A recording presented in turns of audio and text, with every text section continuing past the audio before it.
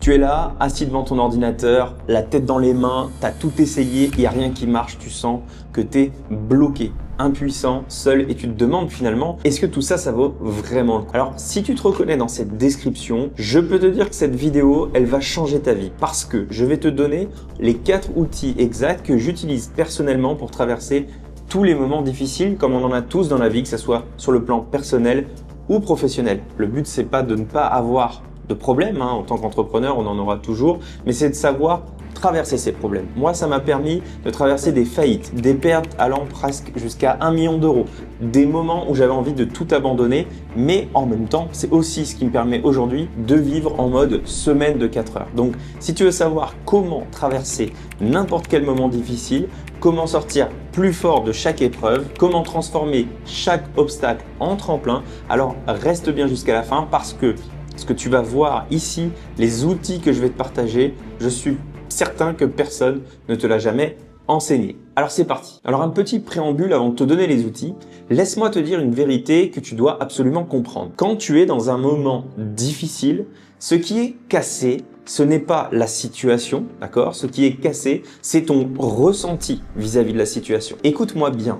La plupart des choses pour lesquelles tu t'inquiètes n'arrivent jamais. Tu as peur de perdre ton client 95% du temps, ça n'arrive pas. Tu as peur de faire faillite la plupart du temps, ça n'arrive pas. De te retrouver à la rue, la plupart du temps, ça n'arrive pas. Tu as peur d'échouer, même si tu échoues, tu meurs pas. En fait, le problème, c'est que tu as une distorsion de la réalité. Ton cerveau va amplifier le négatif et il va minimiser le positif. Et finalement, tu te retrouves à vivre dans une réalité qui n'existe même pas. Donc la première chose à faire dans un moment difficile, c'est de ne jamais perdre la flamme, de ne jamais perdre ton pourquoi. Pourquoi tu fais ça? Pour qui tu le fais? Quel est ton rêve? Tu dois te reconnecter émotionnellement à ton objectif, pas intellectuellement. Émotionnellement ici, d'accord? Tu fermes les yeux, tu visualises, tu ressens ce que tu vas ressentir quand tu auras réussi. C'est cette flamme, c'est ce ressenti qui va être ton carburant. Sans elle, t'es mort. Tu sais ce que c'est? La vraie liberté, c'est quand tu n'as plus rien à perdre. Quand tu acceptes le pire, quand tu te dis « Ok, même si je perds tout, je vais survivre », c'est à ce moment-là que tu deviens inarrêtable. Comme en boxe en fait, celui qui gagne, c'est celui qui est prêt à perdre, celui qui est le plus prêt à perdre, d'accord? Parce que tu n'as plus peur et sans peur, tu peux tout faire. Donc les moments difficiles, c'est normal, c'est même nécessaire. Et tu sais pourquoi? Parce que dans les moments difficiles, c'est là que tu grandis. Et une phrase que tu connais sûrement, ce qui ne tue pas te rend plus fort. Si tu le souhaites, tu vois? Si tu le souhaites, c'est un choix. Tu peux soit subir les moments difficiles, soit décider de les traverser pour devenir plus fort. Donc écoute-moi bien, lorsque ton attitude est juste, les faits ne comptent pas. Tu entends? Les faits, ce qui se passe, ne compte pas. Ce qui compte, c'est comment tu réagis par rapport à ces faits. Donc tu n'as peut-être pas le contrôle sur ce qui t'arrive, mais tu as toujours un contrôle à 100% sur ta façon de penser et sur ce que tu ressens vis-à-vis de ce qui t'arrive. Et c'est ça le véritable pouvoir. Ok, maintenant passons au premier outil qui est l'échelle des émotions. Alors c'est quoi? C'est un outil qui est très simple mais qui est redoutablement puissant. Quand tu es dans un moment difficile, tu vois, tu ressens des émotions négatives. Ça peut être de la peur, ça peut être de la colère, de la tristesse, du découragement. Et toutes ces émotions-là, on pourrait les classifier. Elles ont des niveaux. En bas de l'échelle, tu vas retrouver désespoir, la peur, la colère. Au milieu, tu vas retrouver frustration, impatience, doute. Et tout en haut, tu vas retrouver espoir, optimisme, joie, gratitude. Le principe, c'est que tu ne peux pas passer directement du désespoir qui est tout en bas de l'échelle à la joie, par exemple, qui est en haut de l'échelle. C'est pratiquement impossible. Mais tu peux monter l'échelle un barreau à la fois. Donc la première étape, c'est d'identifier sur cette échelle des émotions, où tu en es. Par exemple, je suis en colère, d'accord, à un niveau d'intensité de 3 sur 10. Deuxième étape, rappelle-toi ton objectif dans ta vie. Pourquoi tu fais ça? C'est quoi ton rêve? C'est quoi ta quête émotionnelle? D'accord? Tu veux te sentir libre, en sécurité, fier de toi. Reconnecte-toi émotionnellement à ce rêve. Pas juste y penser encore une fois, pas avec ton mental, mais avec ton corps. Le ressentir. Ferme les yeux si ça t'aide. Visualise-le. Ressens-le encore une fois corporellement. Troisième étape, pose-toi cette question. Qu'est-ce qui te ferait monter d'un barreau sur l'échelle des émotions? Et c'est peut-être appeler un ami, c'est peut-être aller marcher quelques minutes, c'est peut-être écouter de la musique, ça peut être regarder une vidéo ou un film qui t'inspire. Et puis quatrième étape, c'est de monter un barreau, puis un autre, puis un autre. Tu vois, l'idée, c'est pas de te forcer à être joyeux, à être heureux, etc. Non, c'est de monter progressivement. Et tu verras, en 30 minutes, tu peux passer de la colère à l'espoir juste en montant l'échelle d'un barreau à la fois. L'important, de façon générale et dans la vie, c'est pas de se sentir bien tout le temps. C'est de se sentir mieux, d'accord? C'est de simplement franchir une étape puis une autre pour se sentir de mieux en mieux.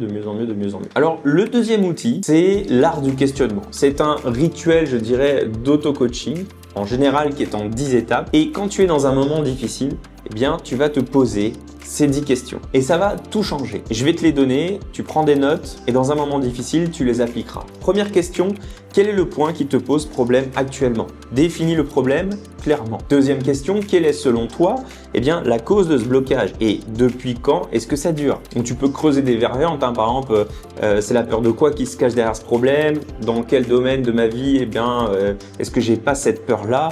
Comment cette croyance s'est-elle construite, etc. Tu peux creuser. Troisième question, qu'est-ce que ce blocage t'a déjà coûté jusqu'à présent? Que ça soit en temps, en argent, en énergie, peut-être en relation. Essaye de chiffrer ça et d'être précis. Quatrième question, qu'est-ce que ça risque encore de te coûter si tu ne fais rien? Projette-toi dans 6 mois, dans 1 an, dans 5 ans, dans 10 ans.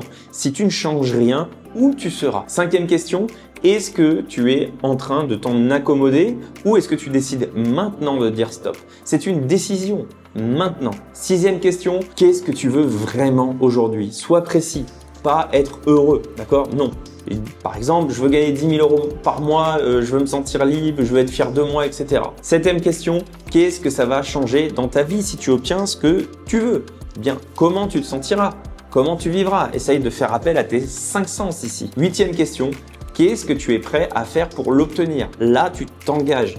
Là, je suis prêt à travailler 2 heures de plus par jour. Je suis prêt à investir 5 000 euros par exemple dans une formation. Je suis prêt à sortir de ma zone de confort. Neuvième question, comme on est sur de l'auto-coaching, l'idée, ça va être de construire par exemple une auto-affirmation toute simple que tu vas intégrer en fait aux réponses des questions 6, 7 et 8. Par exemple, je veux gagner 10 000 euros par mois. Quand j'aurai ça, je vais me sentir libre, fier. Je suis prêt à travailler en deep work 3 heures par jour pour y arriver, etc. D'accord? Et donc, active cette affirmation avec tes 5 sens, que ça soit le toucher, l'odorat, l'ouïe, etc.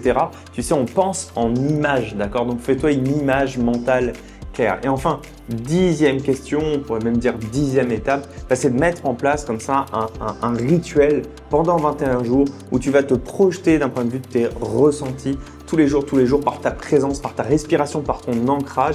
D'accord? Tu n'as pas besoin d'y croire à 100% tout de suite, tu as juste besoin de t'y engager. Maintenant, le troisième outil, et c'est peut-être le plus important, c'est de muscler ton attention sur le positif. Tu te souviens de ce que je t'ai dit au début? Tu as une distorsion de la réalité. En fait, ton cerveau, il est câblé pour voir le négatif. C'est une question de survie. Prends par exemple à l'époque préhistorique, celui qui voyait le danger, c'est celui qui survivait. Celui qui était positif, il se faisait bouffer par un tigre. Résultat, en fait, ton cerveau, si tu veux en quelque sorte, il est programmé pour amplifier le danger, amplifier le négatif. C'est comme un instinct de survie. Mais voilà, la vérité, c'est que 95% des choses pour lesquelles tu t'inquiètes n'arrivent jamais. En gros, tu stresses pour rien. Tu t'inquiètes pour des scénarios qui n'existent pas, d'accord? Stresser, se sentir mal, c'est se fixer des objectifs négatifs. Alors comment on corrige? Eh bien, tu dois muscler ton attention.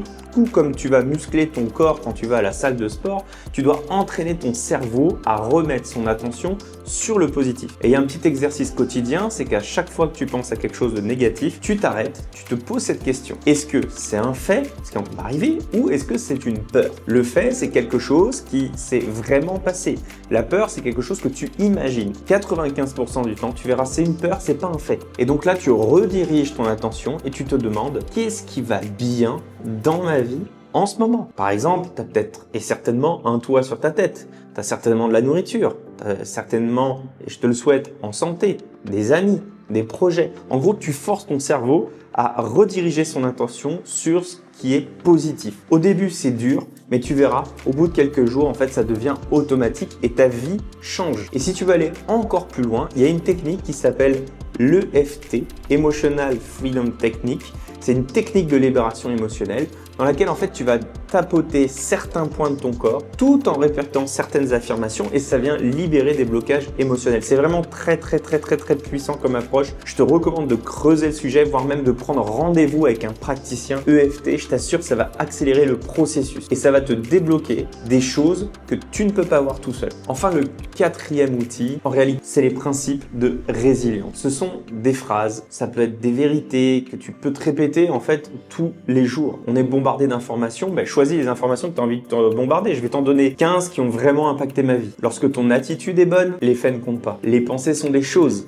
L'énergie suit la pensée. Ce que tu dis est ce que tu obtiens. Donc, parle positivement. Une personne engagée est plus forte que 1000 personnes juste intéressées. Les perdants trouvent des excuses, les gagnants prennent leurs responsabilités. Croire et tu recevras, douter, c'est s'en passer. Contrôle tes pensées et tu contrôles ta vie. Les gens qui réussissent ne sont pas des gens sans problème, ce sont des gens qui surmontent les problèmes. L'erreur n'est pas que tu tombes, c'est que tu ne te relèves pas. On va gagner, ça ne veut pas dire qu'on ne sera pas attaqué. Tant qu'on n'abandonne pas, on n'a pas perdu. Dans l'adversité, il y a des graines d'un plus grand bénéfice. 80% de ce dont tu t'inquiètes n'arrivera jamais. Et la ma préférée, à la fin, tout ira bien. Et si ça va pas bien, c'est que c'est pas la fin. Tu vois, tu peux te faire une liste comme ça, tu peux te l'imprimer et te la lire chaque matin, t'en prends 5, tu fais les tiennes, mais tu vois, il y a des phrases qui peuvent résonner en toi et ces principes-là, petit à petit, vont venir, reprogrammer ton esprit, te donner de la force. Des fois, ça peut être juste une phrase. Il y a eu très longtemps la phrase dans Gladiator, vous savez,